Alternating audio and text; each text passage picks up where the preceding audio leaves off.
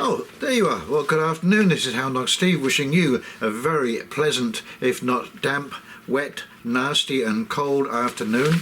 And so I'm having a Druthers moment and a nice hot cup of coffee. Thank you very much. So thank you so much for joining me this afternoon.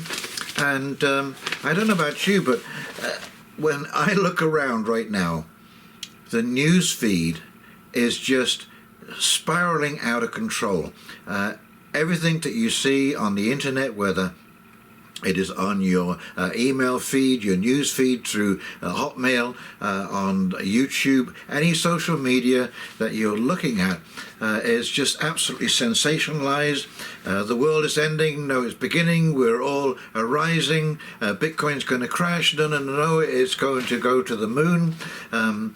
We're all going left, we're going right, we're going up, we're going down. It is virtually impossible to keep up with exactly what is going on. And yet there is so much going on just beneath the surface. For example, the number of politicians in Europe that have been removed from running for office because they are deemed by an unelected court to be too far right. And this is true in Romania, and Marine Le Pen in France was brought up on some kind of petty embezzlement charge, and she has been removed from running for office for the next 5 years. And what did these three people all have in common? Oh dear me, yes, they were leading in the polls. And of course a tactic today is to smear you with the epithet far right, and everyone thinks that, you know, you're just one of these horrible people.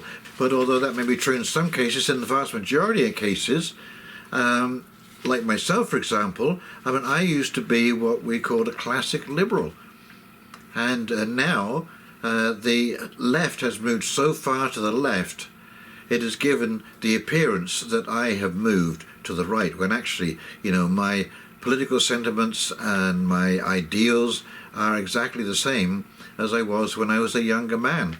And that is peace, truth and clarity. And that we can all, you know, get along in some semblance and agree on the vast majority of things so that we can run this world cooperatively. Anyway, all of this confusion brought to mind a video that I saw a few years back now by James Corbett, How to Herd Your Tax Cattle. And in it he had Lionel. I don't know if you've been to Lionel's channel. I will link not only this video below, but Lionel's channel so you can go and see him.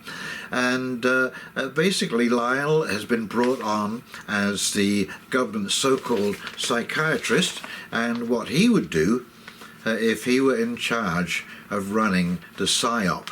And I'm just going to play you that little segment because it really mirrors. And remember, this was done 5, 6, 7 years ago or something like that. So very prescient on behalf of Lionel, and I think you're going to enjoy this. Okay, let's go take a look.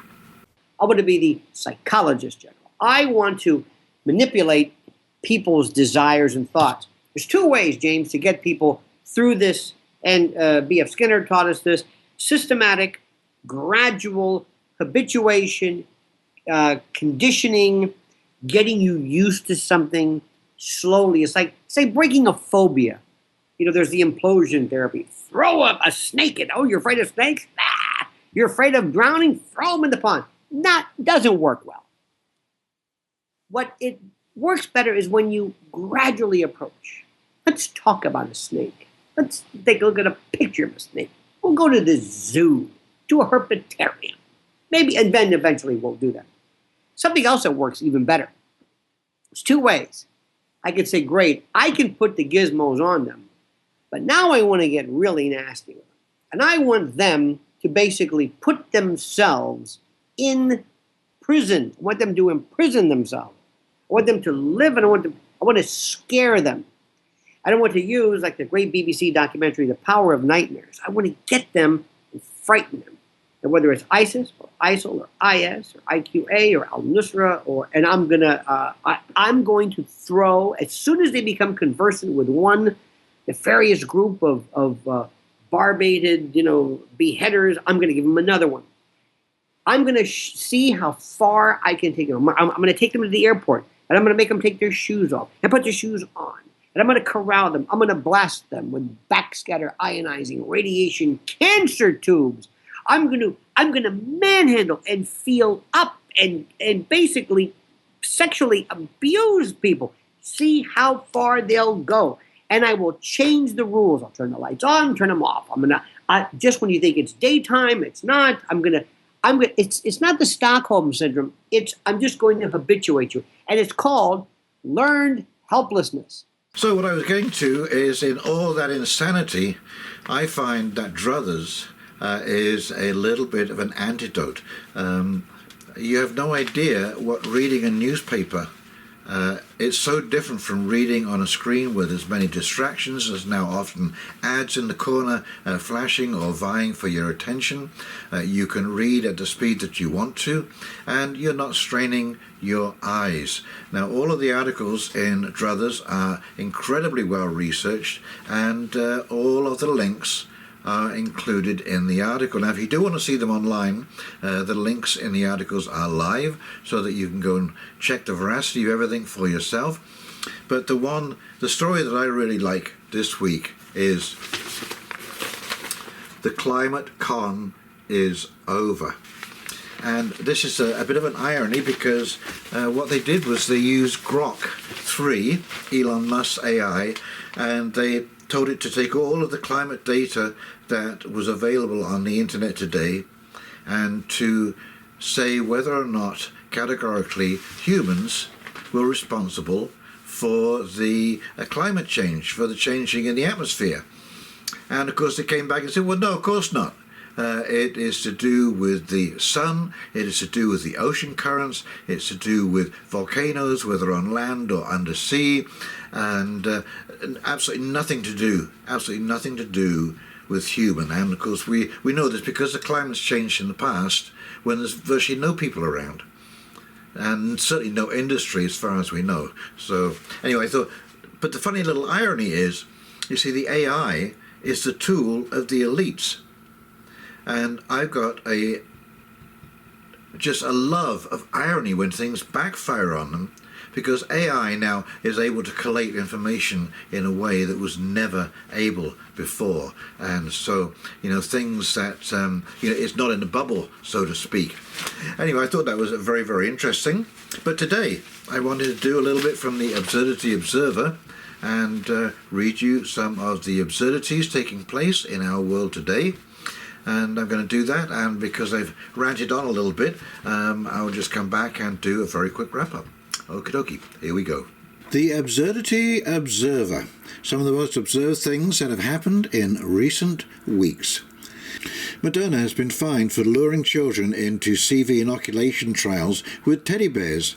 Britain's pharmaceutical watchdog found that the US biotech firm discredited the industry when their online advertising offered free teddy bears to bribe children into taking the experimental gene therapy injections. Moderna was fined £44,000, that's about $81,000 Canadian, a mere drop in the bucket compared to the profits they've gained. Teddy bears, how low will you stoop? Aligning with the interests of some of its major funders, including Coca-Cola, PepsiCo and Walmart, the American Heart Association, AHA, testified against a Texas bill that would limit the use of food stamps for purchasing soda, candy and chips. The AHA argued the proposal could reduce the program participation and maintained that nutrition education is a more effective solution.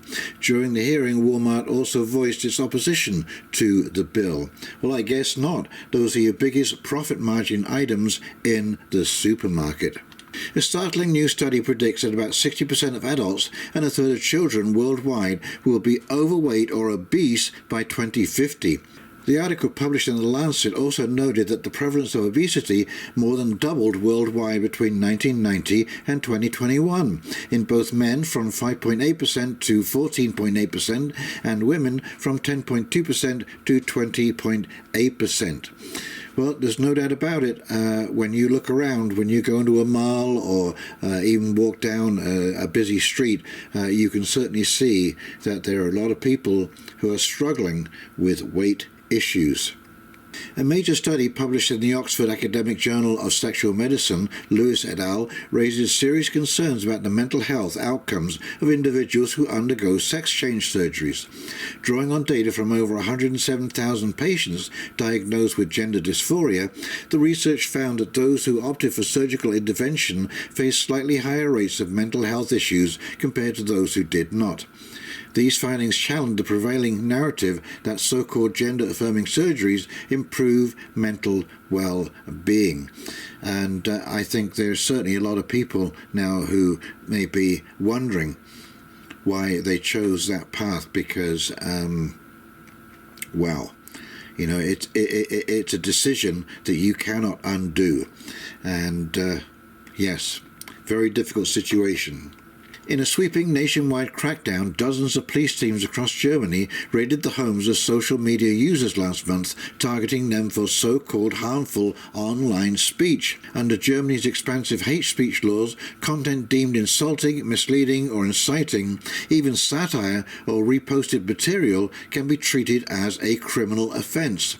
While the law has been on the books for nearly a decade, recent weeks have seen a dramatic escalation in enforcement, with state power now knocking down doors of people who posted cartoons and memes. After pioneering the world's first large-scale program to prescribe pharmaceutical-grade opioids to individuals with opioid use disorder in 2020, the BC government has announced it will end the take-home portion of its Safe Supply initiative. The decision follows extensive reporting revealing that drugs dispensed through the program were being diverted to the black market. Whoa, couldn't have seen that coming, huh? A new Fraser Institute study found that Canada's goal of achieving net zero by 2050 is unattainable due to the growing demand for electricity driven by population and economic growth. The report also highlights the immense energy required to support emerging technologies and artificial intelligence systems. A poll by the Metropolis Institute found that nearly twice as many Canadians believe stating their gender identity and or pronouns during work calls reinforces stereotypes rather than helps reduce them. Well, of course, you know, you're just reminding everyone of the stereotype. It's unbelievable. And that is why, of course, this is just all going to fall apart because nothing makes sense. The parents of the 6-year-old girl, widely reported by mainstream media as the first measles-related death in over a decade, are speaking out to challenge that narrative. In a series of videos released by Children's Health Defence, the parents explained that their daughter died from a form of pneumonia not typically associated with measles. They were joined by Dr. Pierre Corey, a physician who reviews medical cases for malpractice, who stated she did not die of measles by any stretch of the imagination. According to Dr. Corey, the girl contracted mycoplasma pneumonia after recovering from measles and ultimately died due to a medical error, having been given the wrong medication upon hospital medication. And just goes to show you how, you know, the mainstream media can take a story and just completely twist it out of all proportion. And, of course, this is the story that the front picture is based on, the guy in the credit card stocks. Around 14.6 million Canadians are currently insolvent. That is just about half the country, just a little under half the country, currently insolvent, unable to afford bills and debts with their income, according to the MNP Consumer Debt Index, conducted by Ipsos, one of the most cited sources for assessing Canadians' finances. The latest report, covering Q4 2024, found that 35% of surveyed Canadians reported being broke, unable to meet their financial obligations with current income. Now that is scary. Okay, maybe not quite a half, but 35%. That is a lot of people who are struggling to make ends meet. And you know that old saying, desperate people do desperate things. Okay, so who remembers the Pokemon Go craze? Okay, this is irony at its best. Pokemon Go players were duped into training a powerful AI map of the real world. While you thought you were training your Pikachu, you are actually training AI to see the world.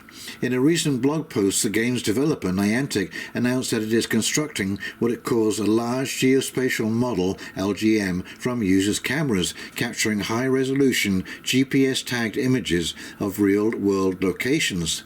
Niantic was purchased by a Saudi investment fund for $3.5 billion US last month. And lastly, the Ontario Court of Appeal has ruled in favour of advancing a $290 million lawsuit targeting Freedom Convoy organisers and participants. The court reviewed evidence suggesting the defendants may have acted together to disrupt Ottawa's downtown through street blockades, horn honking and engine idling. Named defendants include Chris Barber, Tamara Lynch and Patrick King, identified by the plaintiffs as key organisers, along with other participants, truckers and donators accused of supporting the protests. The plaintiffs seek $290 million in damages for private and public nuisance, including $60 million for general damages, $70 million for business losses, $150 million for lost wages, and $10 million in punitive damages. Well, we will be following that to see where that goes. So I hope you enjoyed that as much as I did, and I hope that it hadn't left you too dejected and with some of the jaw-dropping information that is listed there, because it is it's absolutely absurd, and we are living in an absurd world right now, and it's very, very easy to feel that you are losing your grip on reality, and it's called cognitive dissonance, and it is because the speed of the news cycle, as I say, is happening so quickly. It is impossible to really feel certain about what is going on. Now, personally myself, I'm a logistics guy. Okay, I'm the guy that figures out what's going to happen next, and I'm still stunned that after 5 years I still cannot really predict what the world is going to look like in a year's time. And this is what is making it so difficult for people to be able to plan for the future, is this uncertainty. And like I say, so hang on to your hats and stay true to yourself. And stand strong, my friends, stand strong. So if you've enjoyed this video, please like, comment, subscribe below. And in the meantime, this is Houndog Steve signing off, wishing you a very pleasant afternoon. And we'll talk very, very shortly. See you now. Bye.